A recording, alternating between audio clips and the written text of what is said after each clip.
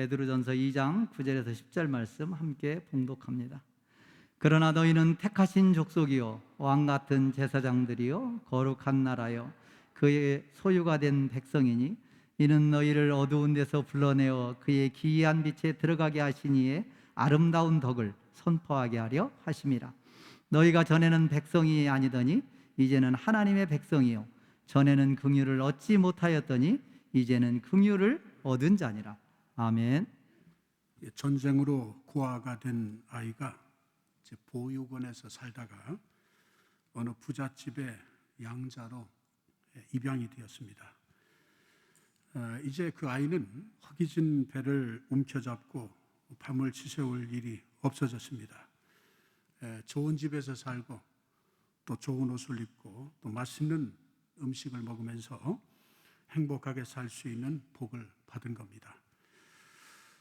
그런데 이상하게도 이 아이는 부잣집에서의 생활이 익숙지도 않고 또 편하지도 않았습니다. 오히려 불편했습니다. 이 부잣집 양자 같은 이 아이는 이 아름다운 집에 있는 이 안락한 침대에서 일어나서 슬그머니 밖으로 나왔습니다. 그리고 냄새나고 지저분한 창고에서 웅크리고 잠을 잤습니다. 여러분, 이와 마찬가지로 오늘 예수를 믿는 이 그리스도인들 가운데도 이와 같은 사람들이 너무나 많습니다. 예수를 믿고 구원받은 후에 얼마나 고귀하고 존귀한 신분을 가지고 있는지를 모른다는 겁니다. 그래서 예수 믿기 전에 옛날 습관을 버리지 못하고 살아갑니다. 에베소 5장 8절의 말씀 보면 너희가 전에는 어두움이더니 이제는 주 안에서 빛이라 빛의 자녀들처럼 행하라. 이제 우리는 어둠의 자식이 아닙니다. 빛의 자녀입니다. 그러므로 우리는 빛의 자녀로 살아야 합니다. 여러분, 예수 믿기 전의 신분과 믿은 후에 우리의 신분이 얼마나 달라졌는지를 자세하게 설명한 말씀이 에베소 2장에 기록되어 있는데 우리 조금 길지만 함께 집중해서 읽겠습니다. 2장 11절로 19절 시작. 그러므로 생각하라. 너희는 그때에 육체로는 이방인이요 손으로는 육체에 행한 할례를 받은 무리라. 칭하는 자들로부터 할례를 받지 않는 무리라 칭함을 받는 자들이라. 그때에 너희는 그리스도 밖에 있었고 이스라엘 나라 밖의 사람이라. 약속의 언약들에 대하여는 외인이요 세상에서 소망이 없고 하나님도 없는 자이더니 이제는 전에 멀리 있던 너희가 그리스도 예수 안에서 그리스도의 피로 가까워졌느니라. 그는 우리의 화평이신지라. 둘로 하나를 만드사 원수된 것 곧 중간에 막힌 담을 자기 육체로 허시고 법주문으로 된 계명의 율법을 폐하셨으니 이는 이 둘로 자기 안에서 한 새 사람을 지어 화평하게 하시고 또 십자가로 이 둘을 한 몸으로 하나님과 화목하게 하려 하심이라. 원수된 것을 십자가로 소멸하시고 또 오셔서 먼 데 있는 너희에게 평안을 전하시고 가까운 데 있는 자들에게 평안을 전하셨으니 이는 그로 말미암아 우리 둘이 한 성령 안에서 아버지께 나아감을 얻게 하려 하심이라. 그러므로 이제부터 너희는 외인도 아니요 나그네도 아니요 오직 성도들과 동일한 시민이요 하나님의 권속이라. 할렐루야. 하나님의 권속이라는 이 권속이라는 말의 뜻은 하나님의 가족이 됐다는 겁니다. 마귀의 자식이었는데 하나님의 자녀, 하나님의 가족이 됐다는 것입니다. 놀라운 일입니다. 놀라운 신분의 변화입니다. 우리가 예수를 믿기 전과 예수를 믿은 후에 우리의 신분은 완전히 바뀌어진 것입니다. 우리가 예수를 믿음으로 인해 놀라운 복을 얻은 것입니다. 그리스도인들은 자기의 신분을 깨달아야 합니다. 우리가 누구며 우리의 할 일이 무엇인가를 분명히 깨달아야 하는데 우리의 신분이 어떠하고 우리가 해야 될 일이 무엇인가라고 하는 것을 오늘 말씀에서 분명히 우리에게 제시해 주고 있는데 이 본문에서 베드로는 그리스도인의 신분을 첫째로 택하신 족속이다. 따라합시다. 택하신 족속. 택하신 족속이라고 말씀합니다. 하나님의 택하심을 받은 자라는 의미죠. 요한복음 15장 16절에 보면은 예수께서 제자들에게 말씀합니다. 너희가 나를 택한 것이 아니요 내가 너희를 택하여 세웠나니, 이렇게 말씀하십니다. 우리가 하나님을 선택한 것이 아닙니다. 하나님이 우리를 선택을 하신 것입니다. 우리가 예수를 믿게 된 것도 우리가 예수님을 선택해서 믿은 것이 결코 아닙니다. 하나님께서 우리로 하여금 예수님을 믿게 해주신 것입니다. 그래서 우리를 선택하시고 우리를 믿게 하시고 그리고 우리를 부르신 것입니다. 그래서 부르시고 믿도록 하신 거예요. 그래서 우리가 믿음 생활하는 것도 우리의 힘으로 하는 것이 결코 아닙니다. 성령을 보내주셔서 예수님을 구주와 주님으로 영접하게 하시고 마음에 감동을 주셔서 믿음 생활할 수 있도록 이끌어 주셨다는 것입니다. 성령이 역사하지 아니하면 아무라도 예수를 주라 고백할 수가 없다고 했고, 성령이 이끌지 아니하면 아무라도 내게 올 수가 없다고 했어요. 오늘 이 아침에 우리 주님 전에 나온 것도 성령에 이끌려서 나온 줄로 믿습니다. 그러니까 택하시고 택한 자를 부르시고 믿게 하시고 거듭나서 한 소망을 갖게 하시고 오늘 이처럼 이 아침에 불러주시고 예배할 수 있음도 전적인 하나님의 은혜라는 것입니다. 갈라디아서 1장 15절에 보면은 그러나 내 어머니의 태로부터 나를 택하시고 그의 은혜로 나를 부르시니가 그의 아들을 이방에 전하기 위하여 그를 내 속에 나타내시기를 기뻐하였을 때 내가 곧 혈육과 의논하지 아니하고, 바울은 분명히 자기가 예수를 믿어 구원받아 하나님의 자녀가 된 것을 아주 확신 있게 그리고 확실하게 이야기를 하는데, 어머니의 태로부터 나를 선택하셨다는 것입니다. 태중에 있을 때부터 하나님께서 나를 선택해 주셨다. 하나님의 은혜로 나를 불러주셨다 고백하고 있는 것입니다. 하나님의 아들이신 예수님을 이방에 전하기 위해서 자신을 택하시고 불러주셨다고 확실하게 고백을 합니다. 에베소 1장 4절에서 5절의 말씀에도 보면 이 말씀 굉장히 중요한 말씀이니까 같이 한번 합독할까요? 곧 창세전에 그리스도 안에서 우리를 택하사 우리로 사랑 안에서 그 앞에 거룩하고 흠이 없게 하시려고 그 기쁘신 뜻대로 우리를 예정하사 예수 그리스도로 말미암아 자기의 아들들이 되게 하셨으니, 우리가 세상에 태어나기도 전에 하나님께서 이 세상을 만들기도 전에 우리를 택하여 주셨다는 것입니다. 우리는 아무 공로가 없으나 하나님의 택함을 받은 자입니다. 우리를 하나님께서 강권적으로 인도해 주셔서 그리스도인이 되게 하신 것입니다. 바울은 분명히 깨달았어요. 오늘 또 이 아침에 우리를 깨달아야 됩니다. 그래서 하나님의 사랑이 나를 강권하여 오는도다라고 바울은 말합니다. 두 번째로 이 사도 베드로는 그리스도인의 신분을 왕 같은 제사장이다 이렇게 고백합니다. 왕 같은 제사장. 옛날 이 구약 시대에는 제사장들만 성전에서 봉사할 수 있었습니다. 백성들은 성전에 들어가지 못합니다. 들어갈 수 없습니다. 성전 밖에 마당에 서 있어야 합니다. 백성들이 성전에 들어가면 죽습니다. 그래서 제사장들이 백성을 대신해서 하나님 앞에 나아가서 제사를 지내는 겁니다. 그러니까 우리가 드려야 될 이 제사를 우리 임의로 들어가지 못하고 제사장이 대신해서 성소에 들어가서 제사를 하는 것입니다. 그러나 이제는 예수님께는 십자가에 못 박혀 죽으심으로 말미암아 성전 휘장이 찢어지면서 하나님과 우리하고의 막힌담이 없어지게 되었습니다. 그러므로 이제는 누구든지 옛날 제사장들처럼 성전에 들어갈 수 있게 되었고, 누구든지 하나님 앞에 직접 나아가서 기도할 수 있게 되었습니다. 할렐루야. 감사함으로 주님 앞에 나아가며 그의 이름을 부르며 하나님을 찬양할 수 있게 된 것이 기적 중에 기적입니다. 이제 우리 모두가 제사장이 되어진 것입니다. 예수 믿는 사람들은 누구나 제사장입니다. 그러므로 하나님 앞에 나아가 직접 기도할 수 있습니다. 이 제사장들은 자기만을 위해 기도하는 사람들이 결코 아닙니다. 제사장들은 백성들을 위해 기도하고 또 다른 사람을 위해서 기도하는 사람들입니다. 그러므로 이들도 이 제사장의 신분을 가지고 있기 때문에 나 자신만을 위해 기도하는 것이 아니라 남을 위해서, 다른 사람을 위해서, 이 나라, 이 민족을 위해서 기도하는 성도가 되어져야 합니다. 소돔과 고모라 성이 멸망하게 되었을 때 아브라함은 소돔과 고모라 성이 멸망하지 않게 해달라고 얼마나 하나님 앞에 간절히 기도했는지 모릅니다. 그러니까 하나님께서 의인 50이 있으면은 멸하지 않겠다 하니까 가만히 생각해보니까 의인 50도 없는 것 아니겠습니까? 아브라함은 거기서 5을 빼서 45인이라도요. 그러니까 45인으로 인하여 내가 멸망시지 않겠다 하니까 45인도 안 되는 겁니다. 내가 다시 한번 하나님께 구하겠습니다. 40인이라도요. 그래, 40인이라도 있으면 내가 멸하지 않겠다. 큰일 났어요. 30인이라도요. 20인이라도요. 한 번만 더 하나님께 구하겠습니다.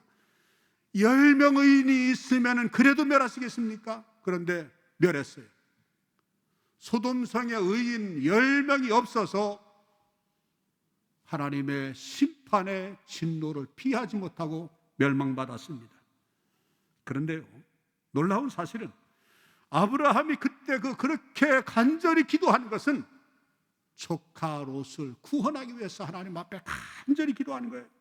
조카 롯을 생각하면서 아브라함의 조카 롯을 사랑하는 그 마음, 그래서 롯은 아브라함의 기도 때문에 구원받았습니다. 창세기 19장 29절의 말씀 보니까 하나님이 그 지역의 성을 멸하실 때, 곧 롯이 거주하는 성을 엎으실 때에 하나님이 아브라함을 생각하사 롯을 그 엎으시는 중에서 내보내셨더라. 자, 이것은 무엇을 말해주고 있습니까? 바로 이와 같이 제사장의 역할이 그렇게 중요하다는 것입니다. 제사장이 깨어있어 하나님 앞에 벌어 서 있는 나라는 결코 멸망하지 않습니다. 그런데 말라기서에 보면은 제사장들이 얼마나 타락했는지 모릅니다. 이스라엘 백성이 망하게 된 것을, 이 이스라엘 백성들이 망하게 되어진 결정적인 이유는 제사장의 타락 때문이었습니다. 그들은 만민이 기도하는 집인 하나님의 성전을 강도의 소굴로 만들었습니다. 예수님께서 얼마나 무섭게 책망하셨는지 모릅니다. 그래서 그 성전은 다 불에 타고 나라도 망하게 되었습니다. 제사장들이 깨어서 기도하며 바르게 서서 속죄에 기도를 드리기만 하면은 백성들이 다 구원받을 수 있었습니다. 하지만 제사장들은 깨어있지 못하고 바르게 서 있지 못하고 타락했기 때문에 제사장들도 망하고 나라도 망할 수밖에 없었습니다. 우리 예수 믿는 사람들은 이 세상 어쩌면 제사장입니다. 그러므로 먼저 믿은 사람들이 하나님 앞에 깨어 기도하고 바르게 살아야 합니다. 여러분은 여러분들의 가정에 제사장이 되기를 바랍니다. 날마다 새벽 예배에 나와서 가족들의 이름을 부르면서 그들을 위해서 기도해야 합니다. 하나님께서는 그 기도를 반드시 들으십니다. 그들을 구원하시고 복 주실 것입니다. 그래서 사도 베드로는 이 그리스도인의 신분인 왕 같은 제사장이다 이렇게 말합니다. 왕 같은 제사장. 어느 가정이든지 가정을 위해서 기도하는 사람에 의해서 그 가족이 복을 받습니다. 어느 가정이든지 옛날을 추억해 보면은 정말 감동적인 그런 어떤 그 간증이 있는 그런 가정들이 많이 있습니다. 우리 감사가 넘치는 교회도 우리 한 장로님 가정인데, 이번에 장로님이 되고 아내도 권사님이 되고 온 식으로 자녀손들이 다 예수를 믿게 되어졌어요. 그런데 처음부터 믿은 게 아니었어요. 그 얘기를 들어보니까 그 막내딸이 처음에 예수를 믿었어요. 이번엔 지금은 장로이지만 그때는 예수를 안 믿었어요. 안 믿는 정도가 예수 믿는 사람을 그렇게 핍박했어요. 그 딸을 얼마나 핍박했는지 몰라요. 제가 이 자리에서 정의한 장로님이라고 말할 수는 없지만은 정말 구박을 하고 막 쌍소리를 하면서 너 교회 나가려면은 뭐 그냥 막 집 나가라고 막 그랬어요. 근데 죽으면 죽으리라고 교회 나왔어요. 예수 믿고 구원받아야 된다고 그랬어요. 그런데 그분도 회개하고 예수 믿고 아내도 예수 믿고 온 식구들이 예수 믿고 다 구원받고 하나님의 자녀가 되고 장로님이 되고 아마 이 장로님은 그 막내딸을 보면 지금도 부끄러울 거예요. 그 따님이 그 가정의 제사장이었다는 것입니다. 이 제사장의 귀한 사명을 우리도 감당을 해야 하는 것입니다. 그래서 가정을 위해 기도하는 사람은 영적으로 왕 같은 제사장이라는 것입니다. 그래서 하나님께서는 어느 가정이든지 그 가족들 안에서 제일 믿음이 좋은 사람, 가족들을 위해서 기도하는 사람들을 중심으로 하나님께서 복을 주신다는 것입니다. 나라도 마찬가지예요. 한국교회가 예수 믿는 믿음의 사람들이 제사장의 사명을 감당하면은 이 민족은 복음화가 되어질 것입니다. 이 사도 베드로는 그리스도인의 신분을 세 번째로 거룩한 나라다 이렇게 말씀합니다. 거룩한 나라. 거룩한 나라는 교회를 말씀하고 있습니다. 우리가 이 땅에 교회를 세우고 교회들이 부흥되어서 온 백성이 다 예수 믿고 구원받게 되면 이 나라는 거룩한 나라가 됩니다. 그렇게 되면 이 나라 전체가 교회가 됩니다. 예수 믿는 사람들이 모여서 교회가 되듯이 예수 믿는 사람들이 모여서 거룩한 나라가 이루어집니다. 그래서 사도 베드로는 예수 믿는 사람들을 가리켜서 거룩한 나라다 이렇게 말씀하고 있는 것입니다. 뿐만 아니라 사도 베드로는 그리스도인의 신분을 그의 소유된 백성이다 이렇게 말합니다. 여러분, 하나님의 소유된 백성이 되었다는 것이 얼마나 큰 은혜이고 얼마나 큰 복인지를 우리가 알아야 됩니다. 그 알 수 있는 그 말씀들을 우리에게 말씀해 주시는데 한번 몇 절을 연속해서 같이 합독하겠습니다. 출애굽기 19장 5절 6절입니다. 시작. 세계가 다 내게 속하였나니 너희가 내 말을 잘 듣고 내 언약을 지키면 너희는 모든 민족 중에서 내 소유가 되겠고 너희가 내게 대하여 제사장 나라가 되며 거룩한 백성이 되리라. 너희는 이 말을 이스라엘 자손에게 전할지니라. 이사야 43장 1절입니다. 야곱아, 너를 창조하신 여호와께서 지금 말씀하시느니라. 이스라엘아, 너를 지으신 이가 말씀하시느니라. 너는 두려워하지 말라. 내가 너를 구속하였고 내가 너를 지명하여 불렀나니 너는 내 것이라. 말라기 3장 17절입니다. 만군의 여호와가 이르노라. 나는 내가 정한 날에 그들을 나의 특별한 소유물로 삼을 것이요 또 사람이 자기를 섬기는 아들을 아낌같이 내가 그들을 아끼리니. 디도서 2장 14절입니다. 그가 우리를 대신하여 자신을 주심은 모든 불법에서 우리를 속량하시고 우리를 깨끗하게 하사 선한 일을 열심히 하는 자기 백성이 되게 하려 하심이라. 할렐루야. 이 말씀 속에서 우리는 하나님의 소유된 백성이 얼마나 큰 복을 받은 사람인가라고 하는 것을 깨닫게 됩니다. 그런데 하나님께서 우리를 택하여 주시고 왕 같은 제사장이 되게 하시고 거룩한 나라가 되게 하시고 하나님의 소유가 되게 하신 목적이 있습니다. 왕 같은 제사장, 거룩한 백성, 하나님의 소유가 된 백성이 되게 하신 목적이 있습니다. 그 목적을 우리가 알아야 합니다.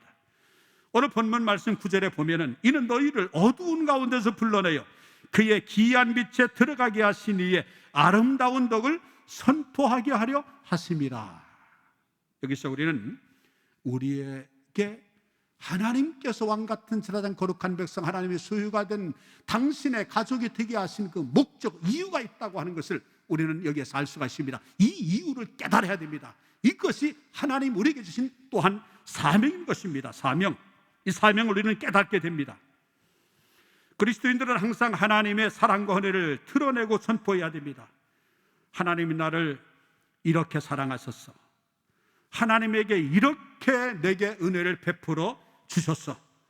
하나님이 나를 눈동자같이 지켜주셨고 앞으로도 지켜주시며 세상 끝날까지 나와 함께하여 주셔. 그래서 내가 하나님의 은혜로 산다는 이 사실을 많은 사람들에게 우리는 공포해야 합니다. 사람들 앞에 자랑해야 됩니다. 선전합니다. 선포해야 됩니다. 그리고 나를 택하시고 부르시고 하나님의 자녀가 되게 해주신 그 하나님을 우리는 날마다 찬양하며 살아야 됩니다. 찬양하면서. 여러분, 제가 여러분들에게 질문하겠습니다. 누가 효자입니까? 돈 주고 여행 잘 시켜주는 자녀가 효자입니까? 물론 그런 자녀도 효자지요. 그러나 진짜 효자가 뭡니까? 사람들 앞에서 부모님을 높이고 사람들 앞에 우리 부모님이 최고야 자랑하는 그런 자녀가 효자 아니겠습니까? 우리 아버지는 훌륭한 분이야, 정말 존경스러운 분이었다고. 우리 어머니는 사랑이 많으시고 누가 뭐래도 우리 어머니는 정말 인자하신 어머니야. 여러분, 사람들 앞에서 자기 부모님을 높이고 부모님을 자랑하는 자녀가 진짜 효자입니다. 자녀된 자가 많은 사람 앞에서 부모님을 제일 존경한다고 얘기한다고 하면은 여러분, 부모님을 가장 기쁘게 드리는 그런 효자가 되어지는 것입니다. 그 반대를 얘기를 하진 않았겠어요. 그런 부모님을 얼마나 실망하겠습니까?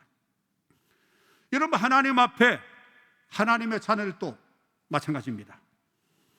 우리가 하나님의 사랑과 은혜를 드러내고 아름다운 덕을 선포함으로 영광을 돌려야 합니다. 이사야 43장 7절에 보면은 내 이름으로 불려지는 모든 자 곧 내가 내 영광을 위하여 창조한 자를 오게 하라. 내가 그를 지었고 그를 내가 만들었느니라. 택함받은 하나님의 백성들은 하나님의 특별하신 목적이 있습니다. 하나님께서 택하신 목적은 하나님의 영광을 위해서 창조하신 것입니다. 그러므로 하나님의 영광을 위하여 택함받은 백성들에게는 사명이 있습니다. 사명. 하나님의 택함받은 자의 사명은 하나님께 영광 돌리는 사명입니다. 그리스도인들은 구원받았기 때문에 지금 당장 죽어도 천국에 갑니다. 그래서 예수 믿는 사람은 죽음을 두려워하거나 걱정할 필요는 없습니다. 어떤 의미에서 이 세상이 죄악이 많고 너무나 고통스러운 일이 많아서 예수 믿고 바로 죽는 것이 최상의 행복이다라고 어쩌면 이 구원받은 기쁨에 적어서 감사해서 여러분 그렇게 생각할 수도 있어요. 왜? 구원받는 것이 최고의 복이니까, 예수 믿는 것이 최고의 행복이니까. 그 사람은 당장 죽어도 천국에 가고 그 나라는 눈물도 고통도 괴로움도 없는 그곳에서 영원히 사니까 예수 믿으면 당장 죽어도 또 죽으려고 해도 그 사람에게는 너무나 행복한 일입니다. 이미 구원받았는데 뭐 이 세상에서 고생할 필요가 뭐 있나? 고달픈 세상이고 걱정 많은 세상인데 시달리면서 살 필요가 있나? 천국 가서 그냥 편하게 살면 좋겠다라고 하는 분이 혹시 있을 수도 있습니다. 그런데 우리가 꼭 기억해야 될 것이 있습니다. 하나님께서 우리의 목숨을 거두어 가지 않으시고 오늘날까지, 지금 이 시각까지 우리를 살려주신 목적이 있다는 것입니다. 우리가 예수 믿어 구원받았지만 아직 옛 습관이 그대로 남아있어서 우리의 몸이 깨끗하지 못하기 때문입니다. 그래서 성령의 은혜를 받아 생명수가 흐르는 물에 들어가서 목욕하고 깨끗하고 거룩한 모습으로 주님 앞에 서라고 주님이 우리를 살려주신 것입니다. 그리고 하나님께서는 우리를 위해서 면류관을 예비해 놓고 계십니다. 시들지 아니하는 그 면류관, 우리가 천국에서 받을 상을 준비해 놓고 계십니다. 그런데 우리는 상 받을 일을 한 것이 있습니까? 없습니다. 나는 지금 죽어도 천국에 면류관을 받을 수 있다라고 자신 있게 고백할 수 있는 사람이 과연 몇 사람이나 될까요? 그래서 하나님께서는 우리에게 기회를 주시는 것입니다. 이제까지는 그렇게 살아왔어도 이제 남은 여생은 자신만을 위해 살지 말고 좀 다른 사람을 위해서 살면서 상 받을 일을 할 기회를 주시기 위해서 지금까지 우리를 살려두신 것입니다. 우리가 상 받을 일이 무엇일까요? 우리 다시 한번 9절 말씀 하반절만 읽어볼까요? 너희를 어두운 데서 불러내요 그의 기이한 빛에 들어가게 하신 이의 아름다운 덕을 선포하게 하라 하심이라. 그렇습니다. 하나님의 아름다운 덕을 선포함으로 많은 사람들이 예수 믿어 구원받게 하는 것입니다. 이 사명인 것입니다. 그러므로 예수 믿는 사람들은 선교자적인 사명을 가지고 있습니다. 저와 여러분은 사명을 가지고 있는 사람들입니다. 하나님의 십자가 사랑과 구원하신 은혜를 선포해야 되는 사명을 가지고 있는 자라고 하는 것을 꼭 기억하고 명심해야 할 것입니다. 하나님께 영광 돌리는 사명을 가지고 있는 사람, 하나님을 증거하는 증인이 되어서 하나님을 믿지 않은 사람들에게 하나님을 믿게 하고 하나님 앞에 돌아와 구원받게 하는 사명을 가진 자가 바로 예수를 믿어 구원받아 하나님의 자녀가 된 저와 여러분들 아니겠습니까? 오늘 10절에 보면은 너희가 전에는 백성이 아니더니 이제는 하나님의 백성이요 전에는 긍휼을 얻지 못하였더니 이제는 긍휼을 얻은 자니라. 사랑하는 성도 여러분, 얼마나 감사합니까? 이제는 우리의 신분이 달라졌습니다. 우리를 하나님의 백성, 하나님의 자녀가 되게 하셨습니다. 이제 우리는 우리에게 베푸신 하나님의 은혜를 잠시도 잊어서는 안 됩니다. 우리는 하나님으로부터 그 무엇으로도 바꿀 수 없는, 그리고 갚을 수 없는 사랑과 은혜를 입었습니다. 하나님의 아름다운 덕을 선포하는 사명을 날마다 충성스럽게 감당하십시다. 그렇게 살다가 주님 앞에 당당하게 설 수 있는 감사가 넘치는 교회, 우리 온 성도들 되기를 우리 주님 예수님 이름으로 축원합니다. 기도하겠습니다. 사랑의 하나님, 우리에게 믿음을 주셔서 주님을 믿게 하심으로 주님의 자녀 거룩한 백성이 되게 하시니 감사합니다. 이런 엄청난 은혜를 입었음에도 세상에 떠밀려 낙심하고 두려워하며 패배주의적인 삶을 살았던 우리의 모습을 긍휼히 여겨 주옵소서.